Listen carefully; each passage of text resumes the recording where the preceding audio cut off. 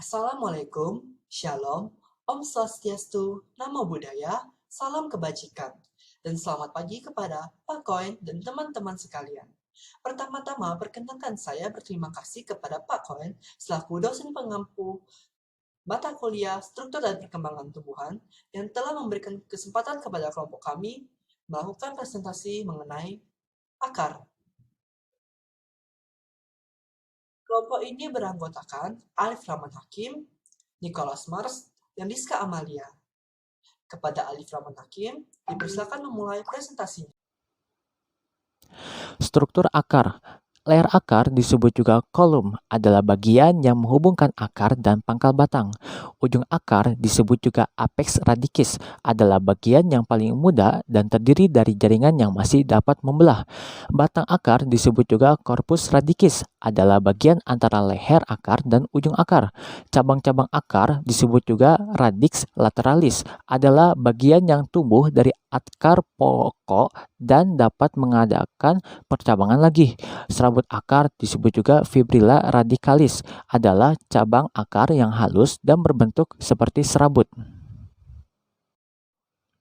Zona meristematik adalah zona yang dimana terjadi pembelahan sel yang bersifat meristematik.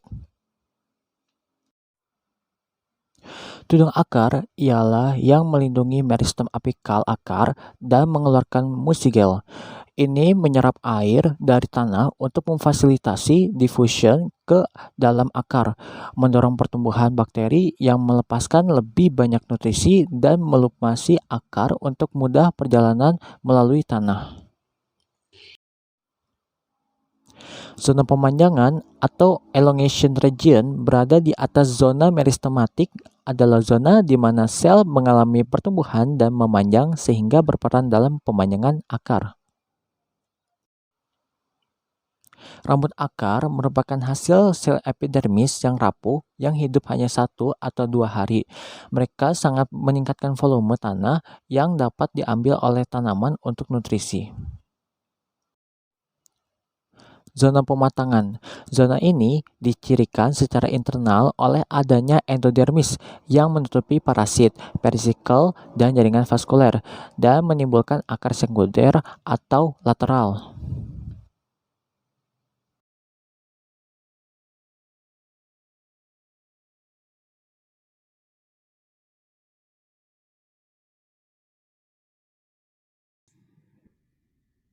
Adapun karakteristik dari akar ialah akar bersifat geotropik yang artinya menembus tanah, fototropik yang artinya menjauhi cahaya, dan hidrotropik yang artinya mengarah ke sumber air.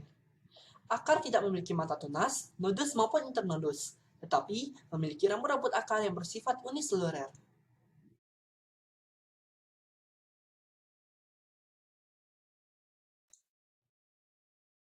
Dari karakteristik akar tersebut, kita dapat mengetahui fungsi-fungsi akar. Antara lain ialah menentukan posisi suatu tanaman, menyerap air dan unsur hara dari dalam tanah, serta ada rambut-rambut akar yang berperan dalam memperluas bidang penyerapan akar. Akar juga berperan dalam pertumbuhan perkembangan tanaman, tempat menyimpan cadangan makanan dan air, dan pada sebagian tanaman, akar juga berfungsi untuk fotosintesis atau tempat respirasi. Selanjutnya saya Rizka Amelia akan menjelaskan tentang modifikasi akar. Yang pertama ada akar tunggang, yaitu akar seperti wortel atau Daucus correta yang dimodifikasi untuk menyimpan. Akar penyimpan lainnya adalah umbi akar yang sebenarnya merupakan akar adventif yang membengkak seperti ubi jalar, Ipomea batatas. Selanjutnya ada akar udara. Akar udara terjadi pada epifit termasuk banyak anggrek yang memiliki epidermis multiserat yang disebut filamen, dan dia terbuat dari sel mati dengan dinding suberais. Filamen tampaknya menyerap air dan nutrisi selama kondisi basah dan menahan air selama kondisi kering. Beberapa akar udara bersifat fotosintesis. Selanjutnya ada akar bernafas, yaitu Pneumatophores yang terjadi pada spesies mangrove di genera Avicennia dan Sonaretia. Mereka tumbuh ke atas melalui substrat, biasanya lumpur anaerobik, dan memiliki lentisel yang memungkinkan pertukaran gas pada saat terpaparnya air surut. Selanjutnya ada akar penyanggang, yaitu jenis akar adventif yang menyediakan lebih banyak kapasitas transportasi serta dukungan ekstra untuk tanaman. Dalam monokotil, mereka muncul dari buku batang terendah dan tumbuh ke bawah melalui udara ke tanah, di mana mereka dapat berkonstruksi sedikit untuk membantu mendapatkan tanaman. Contohnya pada jagung, Pinus secrut, Pandanus veneti.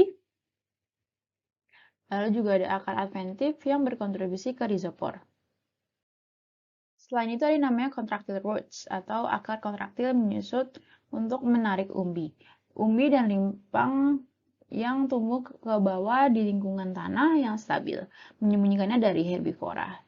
Contohnya itu ada jahe, dandelion, dan Taraxacum officinale. Selanjutnya ada akar haustorial, yang mana akar haustorial tanaman parasit adalah analog fungsional dari akar jati yang mempunyai anatopis dan morfologis yang berbeda. Dia menyerang korteks dan jaringan vaskular tanaman inangnya, bukan tanahnya.